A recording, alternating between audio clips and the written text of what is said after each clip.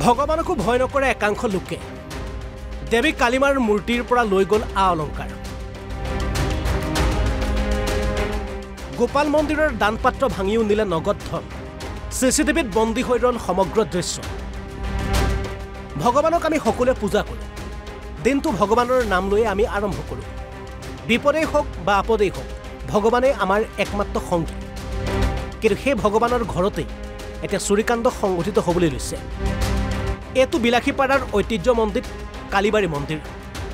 বিলাসীপাৰাৰ মাজমজিয়াত অৱস্থিত এই মন্দিৰটো পুৱতি নিশা সংঘটিত হ'ল চুৰিকাণ্ড তিনিজনীয়া চোৰৰ দলটোৱে লুটি লৈ যায় সোণ ৰূপৰ আ অলংকাৰ চাওক চিচিটিভিত বন্দী হোৱা দৃশ্য ৰেইনকোট পিন্ধি মন্দিৰত প্ৰৱেশ কৰিছে তিনিজনীয়া চোৰৰ দলটো এবাৰ এই দৃশ্যটো চাওক কালিমাৰ মূৰ্তিৰ পৰা এপত এপতকৈ সুলকাইছে অলংকাৰ এক দুখ লগা দৃশ্য যে কালিমাৰ ওচৰত আমি মূৰ দুৱাওঁ সেই কালিমাৰ মূৰ্তিৰ পৰা এনেদৰে চোৰে এপত এপতকৈ সম্পদ লৈ যোৱাটো কিমান ঘৃণনীয় কাণ্ড বৰ্তমান চোৰ এনে পৰ্যায় পাইছেগৈ যে ভগৱানকো ৰেহাই নিদিয়া হৈছে ৰাতিপুৱা ঘটনাটো ঘটিছে আমি চিচি কেমেৰাত দেখিছোঁ গোটেইখিনি ৰাতি ৩টামান সময়ত এনেকুৱা ৩:১৫ এই ঘটনাটো ঘটিছে পুৱাতে আমি খবৰ পালোঁ যে এনেকুৱা মন্দিৰৰ দ্বাৰ খোলা আহি গৈছিলোঁ মন্দিৰত গোটেইখিনি বস্তু মোটামুটি ৬ ভৰিমান সোণৰ বস্তু আৰু ১৪ ভৰিমান ৰূপৰ বস্তু সেইটো চুৰি কৰিছে বাচন পত্ৰ গোটেইখিনি আছে তো মই প্ৰশাসনক এইটো নলেজত দিছোঁ প্ৰশাসনে যাতে সোনকালে এইবিলাক মানে ওলাই দিয়ে এইটো বাৰোৱাৰী বস্তু গোটেই ৰাইজৰ বস্তু এইবাৰ লৈ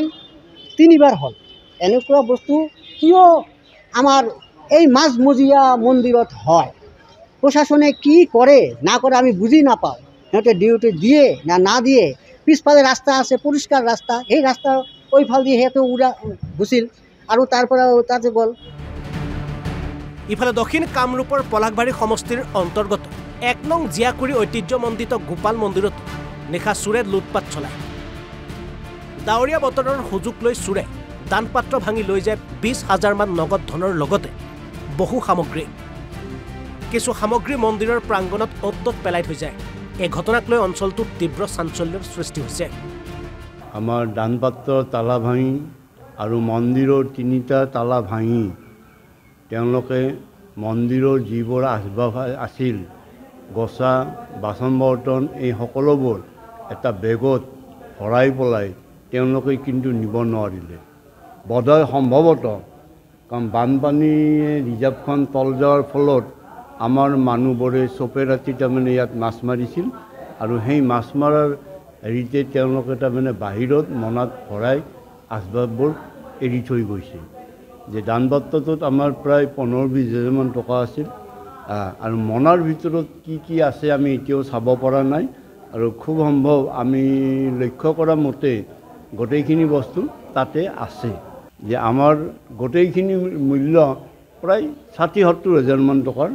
মূল্যৰ বস্তু তাৰমানে তেওঁলোকে নিব বিচাৰিছিল ইভিন তেওঁলোকে থাপনাখনো তাৰমানে মন্দিৰত নিব ওলাইছিল